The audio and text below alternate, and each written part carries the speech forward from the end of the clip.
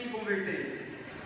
Ali no capítulo 1 de Atos, no versículo 8, há a promessa do revestimento do Espírito Santo, para que os apóstolos e os discípulos pudessem pregar o Evangelho. No capítulo 2, acontece no Pentecostes a descida do Espírito Santo. Naquele mover, todos foram cheios, foi um mover visível, e relatos falam que haviam como se línguas de fogo estivessem sobre a cabeça dos discípulos. Naquele momento, tomado pelo Espírito Santo, Pedro se levanta, faz a sua primeira pregação e cerca de 3.000 pessoas se convertem. No capítulo 3, já seguindo, depois que eles falam sobre como a igreja se desenvolve, ali vai relatar que certo dia Pedro e João estavam subindo para o templo, para fazer as suas orações no período da tarde, as orações das 3 horas. E quando eles estão subindo para o templo, na porta, havia ali um homem aleijado, que estava pedindo esmolas. Aquele homem pede então a Pedro e João que lhe desse alguma coisa, e Pedro responde: não tenho ouro nem prata, mas o que tenho lhes dou. Então, em nome de Jesus o Nazareno, levanta-te e anda. E aquele homem é curado. Aquele homem que não podia entrar no templo, agora entra dentro do templo, saltando de alegria, celebrando, e todos ficaram maravilhados. Pedro aproveita essa oportunidade e começa a pregar acerca de Jesus no templo. A pregação de Pedro consistia em falar que em Jesus Cristo a ressurreição dos mortos, e que os judeus haviam crucificado Jesus na sua ignorância, mas agora ele vinha lhes falar sobre a salvação.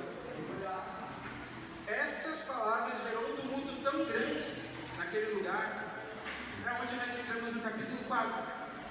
No início do capítulo 4 fala que o tumulto foi tanto que o chefe da guarda veio e levou Pedro e João para a prisão. Eles passam a noite presos. No dia seguinte, diante do sinédrio, se reúnem as autoridades, os mestres da lei, o sumo sacerdote, a família sacerdotal, para entender o que estava acontecendo. Da onde aqueles homens conseguiram criar um tumulto tão grande, operar um milagre daquela forma. E questionam, no versículo 7, em nome de quem e com qual poder vocês operaram tal milagre? E é onde nós partimos então agora para o versículo 8, que nós acabamos de ler. No versículo 8 ele destaca que Pedro responde, cheio do Espírito Santo. Pedro, sem apresentar nenhum sinal de medo, de dúvida, dirige a sua palavra direto às autoridades. Versículo 8, 9 e 10 diz assim: então Pedro, cheio do Espírito Santo, disse-lhes, autoridades e líderes do povo, visto que hoje somos chamados para prestar contas de um ato de bondade em favor de um aleijado, sendo interrogados acerca de como ele foi curado, saibam os senhores e todo o povo de Israel, que por meio do nome de Jesus Cristo, o Nazareno, a quem os senhores crucificaram, mas a quem Deus ressuscitou dos mortos, este homem está aí curado diante dos senhores.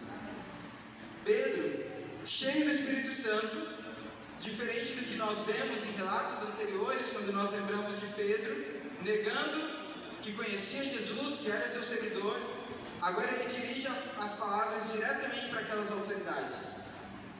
As afirmações de Pedro eram muito sérias diante do contexto que eles estavam vivendo. Jesus havia sido crucificado. Eles estavam ameaçando para que o nome de Jesus não continuasse sendo proclamado.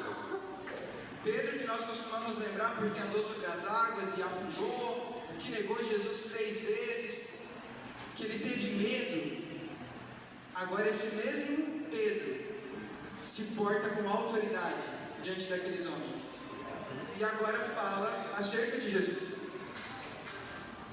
O primeiro ponto, além de confessar Jesus de forma clara, naquele momento ele deixa bem evidente: Jesus, o Nazareno, foi quem operou este milagre. Cheio do Espírito Santo, ele também toca na ferida. Ele fala assim: Jesus que vocês crucificaram é o mesmo Jesus, não é outro. Esse Jesus, Deus ressuscitou dos mortos. Toda a opressão que a igreja vivia naquele momento era justamente para quebrar esse entendimento. Essa afirmação de Pedro, que Deus ressuscitou Jesus dos mortos, era para combater também um boato que circulava, que o corpo de Jesus havia sido roubado do túmulo. Por isso que não encontraram o corpo. E eles fizeram isso para que não crescesse a fama que Jesus de fato era o Messias, ou que ele havia ressuscitado, para descredibilizar toda a mensagem que estava sendo pregada e ensinada pelos discípulos. Em Atos 3 vai falar que a igreja perseverava nos ensinos dos apóstolos, no partir do pão, na comunhão e nas orações. Mesmo com as opressões, eles continuavam a ensinar essa verdade, que Jesus, Filho de Deus, ressuscitou dos mortos. Essa declaração, por si só, em qualquer outro momento, já podia custar muito caro para os discípulos. Afinal, o líder dessa rebelião, desse movimento, já havia sido morto.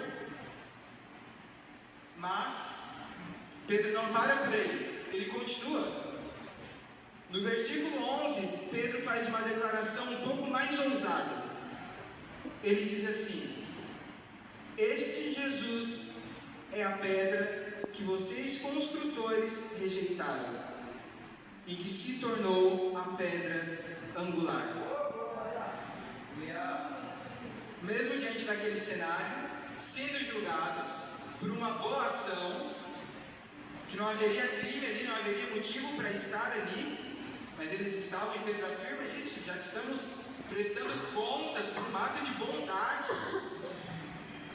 Ele continua no versículo 11 com uma declaração muito mais ousada. E a gente está acostumado a ouvir sobre Jesus ser a pedra angular. Só que eu fiquei curioso para saber, mas o que é de fato a pedra angular? O que é que significa?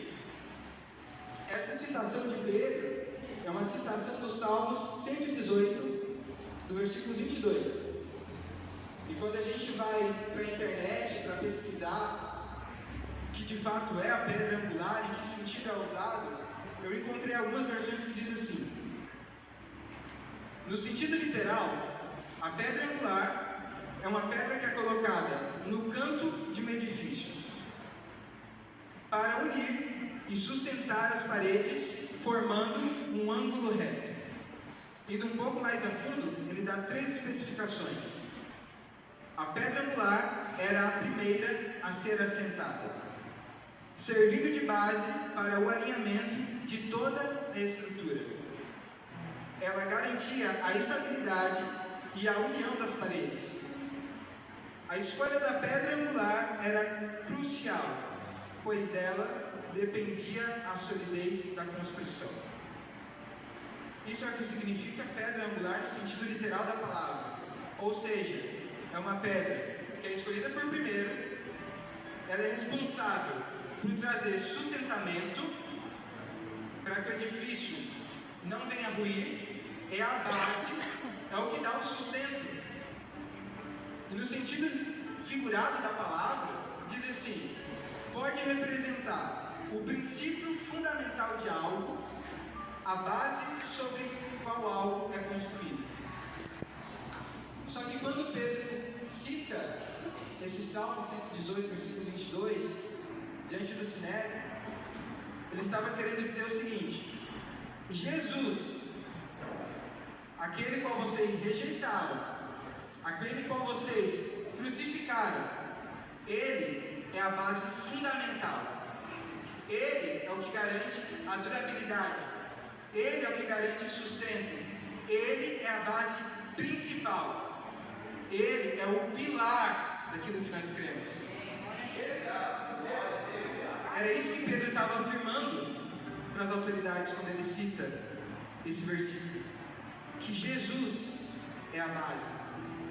E se Jesus é a base, não importa o que aconteça, a estrutura não vai ruir, ela não vai ceder.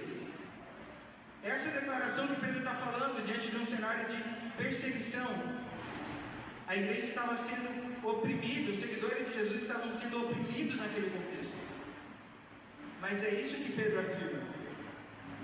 No versículo 12, nós podemos perceber, com poucas palavras, o cerne do Evangelho, o ponto central do Evangelho, que diz: não há salvação em nenhum outro, pois debaixo do céu não há nenhum outro nome dado aos homens pelo qual devamos ser salvos. Glória a Deus. Essa é a mensagem central do Evangelho. E sabe o que mais ele estava dizendo? Não há salvação em nenhum outro. Não há nenhum outro nome que foi dado debaixo dos céus pelo qual podemos ser salvos. Hoje para nós olhamos, cremos nisso, mas para aquele contexto, as autoridades não acreditavam que Jesus fosse o Messias. Eles ainda aguardavam o Messias que viria, aquele que iria salvar da opressão, aquele que iria restaurar a glória de Israel. Eles ainda estavam nessa espera, mas com essas poucas palavras, Pedro estava dizendo: o Messias já voltou. A salvação que vocês estão esperando vir já veio. Não vai vir ninguém depois dele. Não há ninguém pelo qual nós podemos ser salvos. Parece que Pedro estava, de certa forma, confrontando eles, e estava. Mas não para gerar um debate, mas para que eles reconhecessem que Jesus é a salvação, que Jesus é o Messias. Essa é a mensagem central do Evangelho. Que Cristo veio, morreu por nós, pecadores. Não há nada de bonito em nós, não há nada de bom em nós para atrair o Senhor, mas mesmo assim, Ele se entregou por mim e por você. E não só por mim e por você, mas para que outros creiam nele, para que outros reconheçam Ele como Salvador. Diante dessa mensagem, desses poucos versículos que nós já lemos, a gente vai continuar,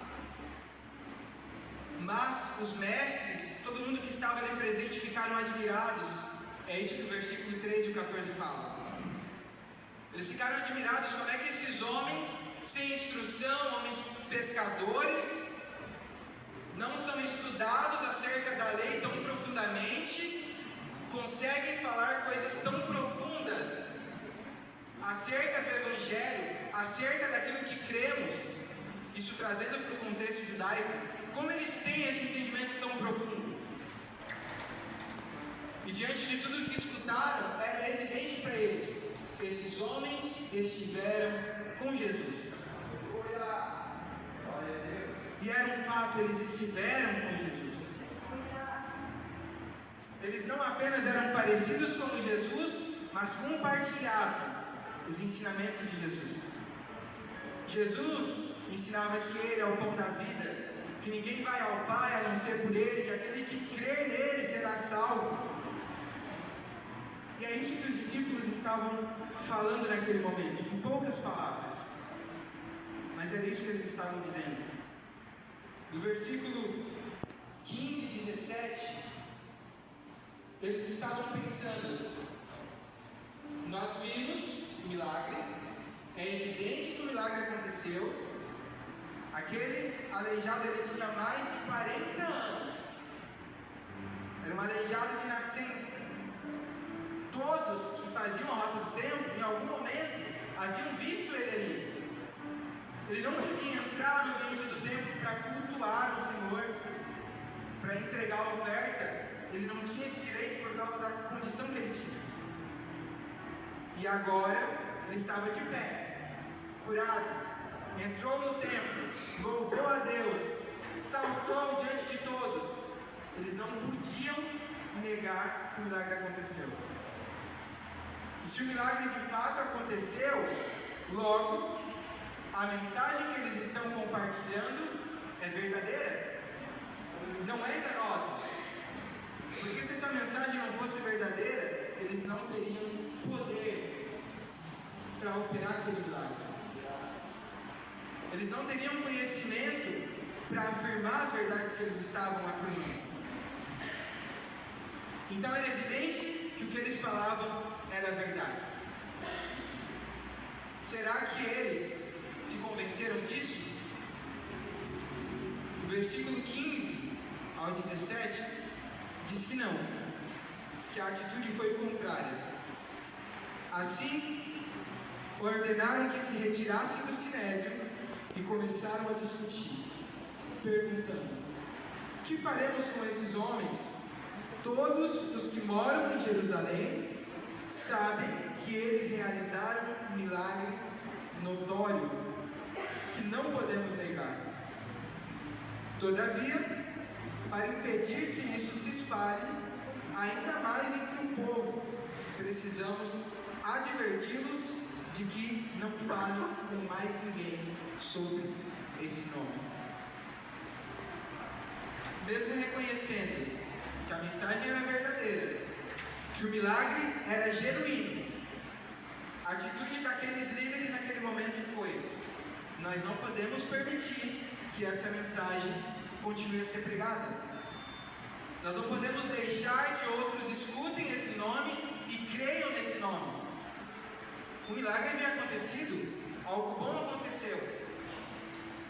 Só que para eles era muito mais vantajoso omitir essa verdade do que reconhecer que eles estavam errados, que eles haviam crucificado o Senhor.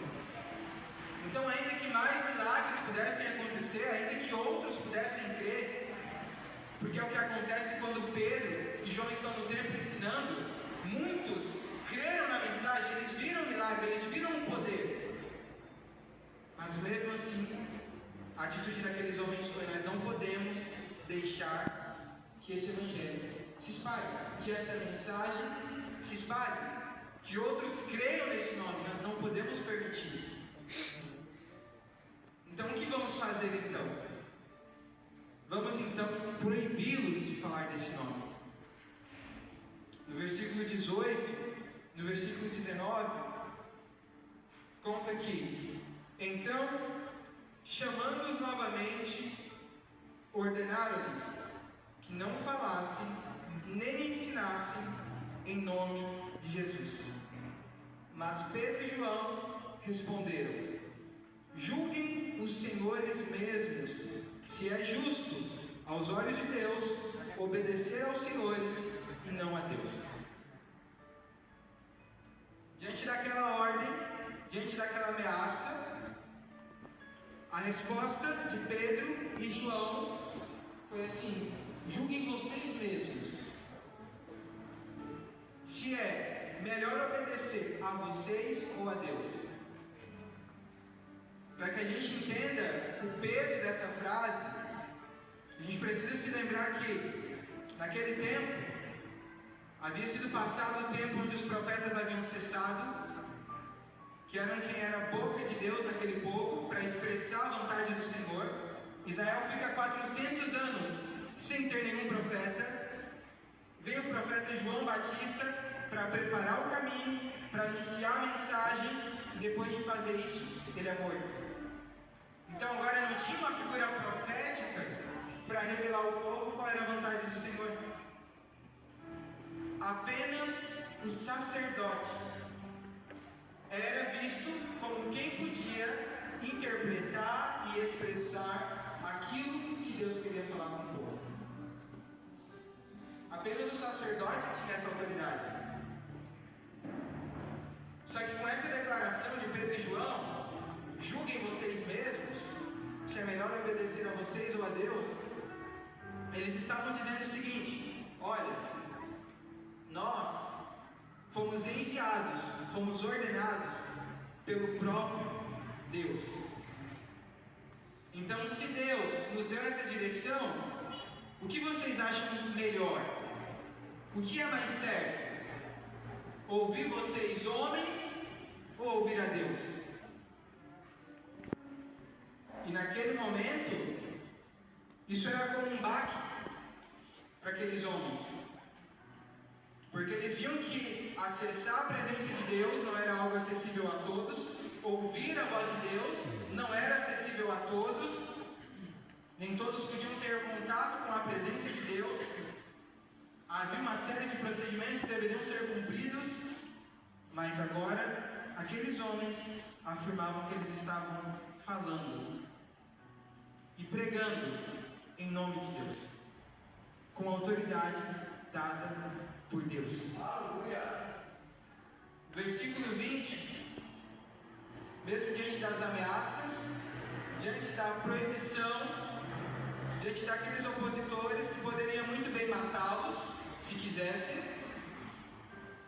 eles declaram: pois não podemos deixar de falar do que vimos e ouvimos.